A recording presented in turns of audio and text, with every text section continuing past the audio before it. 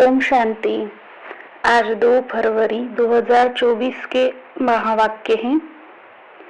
बाबा कहते हैं, मीठे बच्चे, उच्च पद पाने के लिए बाप तुम्हें जो पढ़ाते हैं उसे जो का त्यों धारण करो, सदा श्रीमत पर चलते रहो।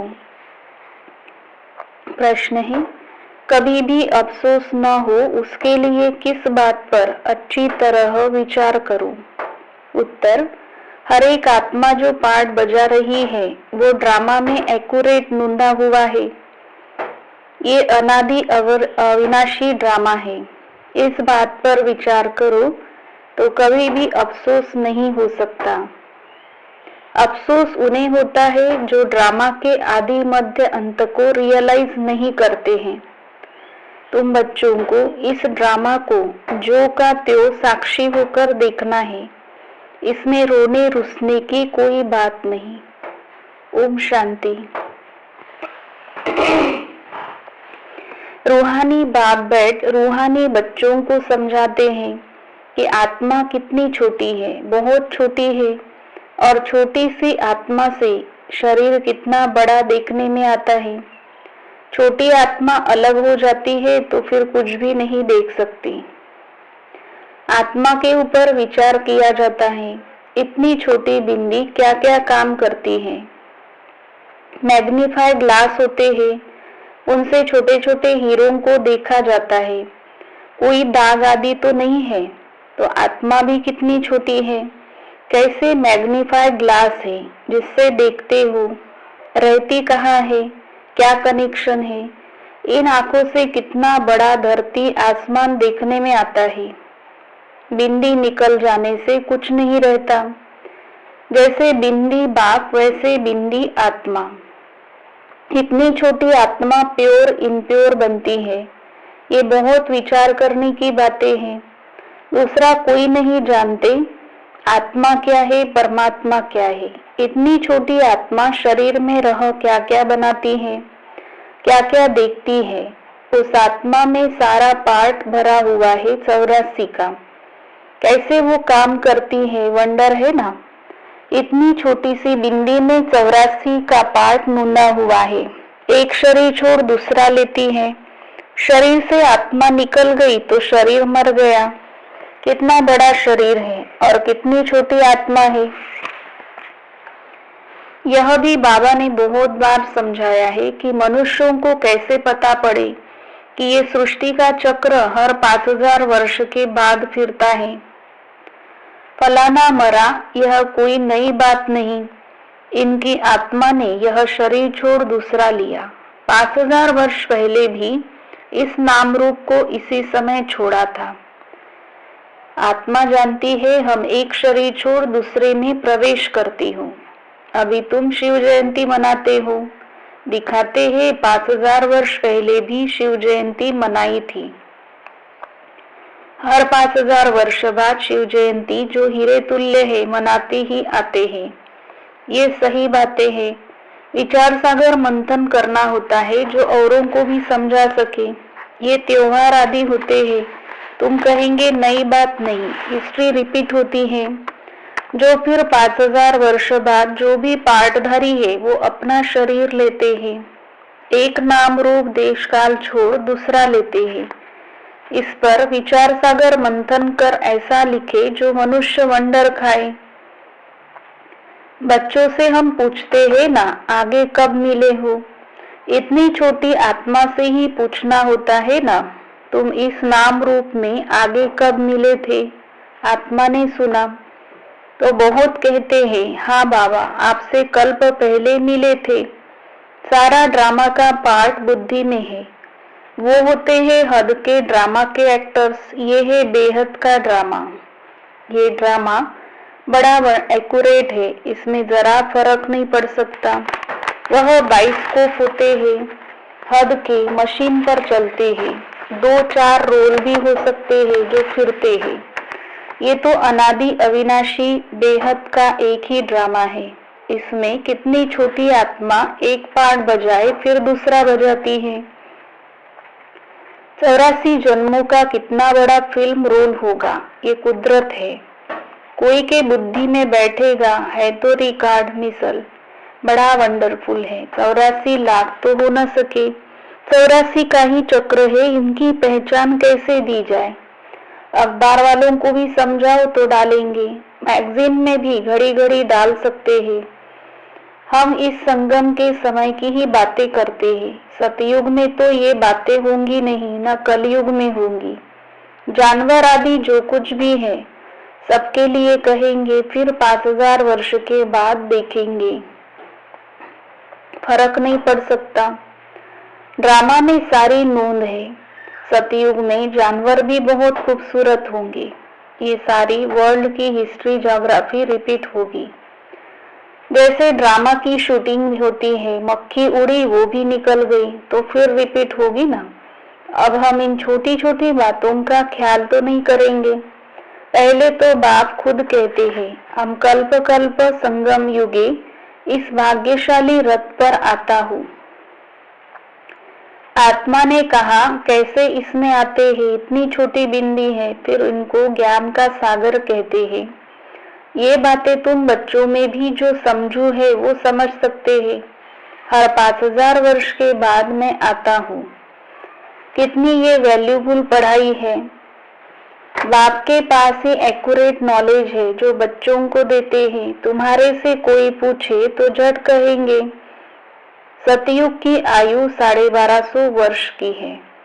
एक एक जन्म की आयु 150 वर्ष होती है। कितना पार्ट बचता है। बुद्धि में सारा चक्र फिरता है। हम 84 जन्म लेते हैं। सारी सृष्टि ऐसे चक्र में फिरती रहती है। ये अनादि अविनाशी बना बनाया ड्रामा है। इसमें नई एडिशन हो नहीं सकती है। गायन भी है, चिंता ताकि कीजिए जो अनहोनी होए। जो कुछ होता है ड्रामा में नोंद है, साक्षी होकर देखना पड़ता है। उस नाटक में ऐसा कोई पार्ट होता है तो जो कमजोर दिल वाले होते हैं वो रोने लगते हैं। है तो नाटक ना, यह रियल है। इसमें हर आत्मा अपना पार्ट बजाती है। ड्रामा कभी बंद नहीं होता है। इसमें रोने रुसने की कोई बात नहीं। कोई भी नई बात थोड़ी है। अफसोस उनको होता है जो ड्रामा के आदि मध्य अंत को रियलाइज नहीं करते। ये भी तुम जानते हो। इस समय जो हम इस ज्ञान से पद पाते हैं, चक्र लगाकर फिर वही बनेंगे। ये बड़ी आश्चर्यवत विचार सागर मंथन करने की बातें हैं। कोई भी मनुष्य इन बातों को नहीं जानते। ऋषि मुनि भी कहते थे हम रचता और रचना को नहीं जानते। इनको क्या पता कि इतना रचता इतनी छोटी बिंदी है, वही नई सृष्टि का रचता है। तुम बच्चों को पढ़ाते हैं, ज्ञान का सागर है। ये बातें तुम बच्चे ही समझाते हो। तुम थोड़े ही कहेंगे हम नहीं जानते हैं। तुमको बाप इस समय सब समझाते हैं। तुमको कोई भी बात में अफसोस करने की जरूरत नहीं। सदैव हर्षित रहना है। उस ड्रामा की फिल्म चलते चलते घिस जाएगी, पुरानी हो जाएगी, फिर बदली करेंगे। पुरानी को खलास कर देते हैं। ये तो बेहद का अविनाशी ड्रामा है। ऐसी ऐसी बातों पर विचार कर पक्का कर लेना चाहिए। ये ड्रामा है। हम बाप की श्रीमत पर चल पतित से पावन बन रहे हैं। और कोई बात हो नहीं सकती जिससे हम पतित से पावन बन जाए अथवा तमो प्रधान से सतो प्रधान बने। पाठ बजाते बजाते हम सतो प्रधान से तमो प्रधान बने हैं, फिर सतो प्रधान बनना है। न आत्मा विनाश को पा सकती, न पाठ विनाश को पा सकता है। ऐसी ऐसी बातों पर कोई का विचार नहीं चलता। मनुष्य तो सुनकर वंडर खाएंगे। वो तो सिर्फ भक्ति मार्ग के शास्त्र ही पढ़ते हैं। रामायण, भागवत गीता आदि वही है। इसमें तो विचार सागर मंथन करना होता है। बेहद का बात जो समझाते हैं उसको ज्यों का त्यों हम धारण कर ले तो अच्छा ही पद पाले। सब एक जैसी धारणा नहीं कर सकते हैं। कोई तो बहुत महीनता से समझाते हैं। आजकल जेल में भी भाषण करने जाते हैं, वेश्याओं के पास भी जाते हैं, गूंगे बहरों के पास भी बच्चे जाते होंगे, क्योंकि उनका भी हक है, इशारे से समझ सकते हैं। आत्मा समझने वाली तो अंदर है ना।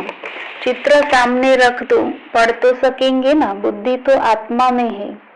बल अंधे लूले लंगड़े हैं, परंतु कोई ना कोई प्रकार से समझ सकते हैं। अंधों के कान तो है ना। तुम्हारी सीढ़ी का चित्र तो बहुत अच्छा है। ये नॉलेज कोई को भी समझाकर स्वर्ग में जाने लायक बना सकते हो।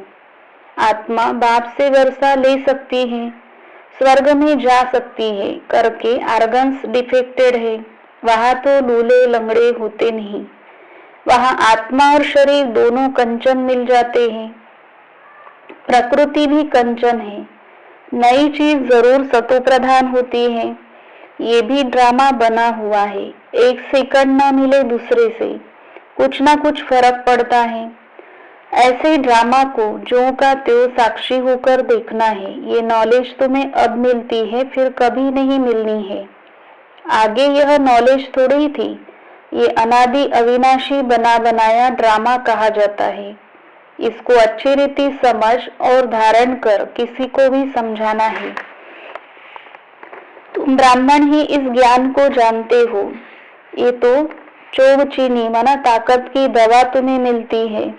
अच्छे से अच्छी चीज की महिमा की जाती है। नई दुनिया कैसे स्थापन होती है, फिर से ये राज्य कैसे होगा, तुम्हारे में भी नंबरवार जानते हैं। जो जानते हैं वो दूसरों को समझा भी सकते हैं। बहुत खुशी रहती है। किन्हों को तो पाई की भी खुशी नहीं है। सबका अपना अपना पार्ट है। जिनको बुद्धि में बैठता होगा, विचार सागर मंथन करते होंगे तो दूसरों को भी समझाएंगे। तुम्हारी यह है पढ़ाई जिससे तुम यह बनते हो। तुम कोई को भी समझाओ कि तुम आत्मा हो। आत्मा ही परमात्मा को याद करती है। आत्माएं तो सब ब्रदर्स है। कहावत है गॉड इज वन। बाकी सब मनुष्यों में आत्मा है। सब आत्माओं का पारलौकिक बाप एक है। जो पक्के निश्चय बुद्धि होंगे उनको कोई फिरा नहीं सकते, कच्चे को जल्दी फिरा देंगे। सर्वव्यापी के ज्ञान पर कितनी डिबेट करते हैं, वो भी अपने ज्ञान पर पक्के हैं। हो सकता है हमारे इस ज्ञान का न हो। उनको देवता धर्म का कैसे कह सकते हैं। आदि सनातन देवी देवता धर्म तो प्रायलोप है। तुम बच्चों को मालूम है, हमारा ही आदि सनातन धर्म पवित्र प्रवृत्ति वाला था। अभी तो अपवित्र हो गया है। जो पहले पूज्य थे वही पुजारी बन पड़े हैं। बहुत पॉइंट्स कंट होगी तो समझाते रहेंगे। बाप तुमको समझाते हैं, फिर तुम औरों को समझाओ कि यह सृष्टि चक्र कैसे फिरता है। सिवाय तुम्हारे और कोई भी नहीं जानते। तुम्हारे में भी नंबरवार है। बाबा को भी घड़ी घड़ी पॉइंट्स रिपीट करनी होती है, क्योंकि नए नए आते हैं। शुरू में कैसे स्थापना हुई तुम्हारे से पूछेंगे, फिर तुमको भी रिपीट करना पड़ेगा। तुम बहुत बिजी रहेंगे। चित्रों पर भी तुम समझा सकते हो, परंतु ज्ञान की धारणा सबको एक रस तो नहीं हो सकती है। इसमें ज्ञान चाहिए, याद चाहिए, धारणा बड़ी अच्छी चाहिए। सतो प्रधान बनने के लिए बाप को याद करना जरूर है। कई बच्चे तो अपने धंधे में फंसे रहते हैं, कुछ भी पुरुषार्थ ही नहीं करते। ये भी ड्रामा में नूंद है। कल्प पहले जिन्होंने जितना पुरुषार्थ किया है उतना ही करेंगे। पिछाड़ी में तुमको एकदम भाई भाई होकर रहना है। नहंगे आए हैं नहंगे जाना है। ऐसा ना हो पिछाड़ी में कोई याद आ जाए। अभी तो कोई वापिस जा न सके। जब तक विनाश न हो स्वर्ग में कैसे जा सकेंगे। जरूर या तो सूक्ष्म वतन में जाएंगे या यहाँ ही जन्म लेंगे। बाकी जो कमी रही होगी उसका पुरुषार्थ करेंगे। वो भी बड़े हो तब समझ सके। ये भी ड्रामा में सारी नोंद है। तुम्हारी एकरस अवस्था तो पिछाड़ी में ही होंगी। ऐसे नहीं लिखने से सब याद हो सकता है। फिर लाइब्रेरीज आदि में इतनी किताबें क्यों होती है? डॉक्टर, वकील लोग बहुत किताबें रखते हैं, स्टडी करते रहते हैं। वो मनुष्य मनुष्य के वकील बनते हैं। तुम आत्माएं आत्माओं की वकील बनती हो। आत्माएं आत्माओं को पढ़ाती है, वो है जिस्मानी पढ़ाई। ये है रूहानी पढ़ाई। इस रूहानी पढ़ाई से फिर 21 जन्म कभी भूल चूक नहीं होगी। माया के राज्य में बहुत भूल चूक होती रहती है, जिस कारण से सहन करना पड़ता है। जो पूरा नहीं पढ़ेंगे, कर्मातीत अवस्था को नहीं पाएंगे, तो सहन करना ही पड़ेगा। फिर पद भी कम हो जाएगा। विचार सागर मंथन कर औरों को सुनाते रहेंगे, तब चिंतन चलेगा। बच्चे जानते हैं कल्प पहले भी ऐसे बाप आया था जिसकी शिव जयंती मनाई जाती है। लड़ाई आदि की तो कोई बातें नहीं, वो सब है शास्त्रों की बातें। ये पढ़ाई है। आमदनी में खुशी होती है। जिनको लाख होते हैं उनको जास्ती खुशी होती है। कोई लखपति भी होते हैं, कोई कखपति भी होते हैं, अर्थात थोड़े पैसे वाले भी होते हैं। जिनके पास जितने ज्ञान रत्न होंगे उतनी खुशी भी होगी। अच्छा, मीठी मीठी सीखी लदे बच्चों प्रति माता पिता बाप दादा का याद प्यार और गुड मॉर्निंग। रूहानी बाप की रूहानी बच्चों को नमस्ते। हम रूहानी बच्चों की रूहानी बाप दादा को याद प्यार और नमस्ते। धारणा के लिए मुख्य सार। पहली पॉइंट, विचार सागर मंथन कर स्वयं को ज्ञान रत्नों से भरपूर करना है। ड्रामा के राज को अच्छी रीति समझकर दूसरों को समझाना है। किसी भी बात में अफसोस न कर सदा हर्षित रहना है। दूसरी पॉइंट, अपनी अवस्था बहुत काल से एक रस बनानी है, ताकि पिछाड़ी में एक बाप के सिवाय दूसरा कोई भी याद न आए। अभ्यास करना है। हम भाई भाई हैं, अभी वापस जाते हैं। वरदान है, अलबेलेपन की लहर को विदाई दे, सदा उमंग उत्साह में रहने वाली समझदार आत्मा भव। कई बच्चे दूसरों को देखकर स्वयं अलबेले हो जाते हैं। सोचते हैं ये तो होता ही है, चलता ही है। क्या एक ने ठोकर खाई तो उसे देखकर अलबेलेपन में आकर खुद भी ठोकर खाना ये समझदारी है? बाप दादा को रहम आता है कि ऐसे अलबेले रहने वालों के लिए पश्चाताप की घड़ियां कितनी कठिन होंगी। इसीलिए समझदार बन, अलबेलेपन की लहर को, दूसरों को देखने की लहर को मन से विदाई दो। औरों को नहीं देखो, बाप को देखो।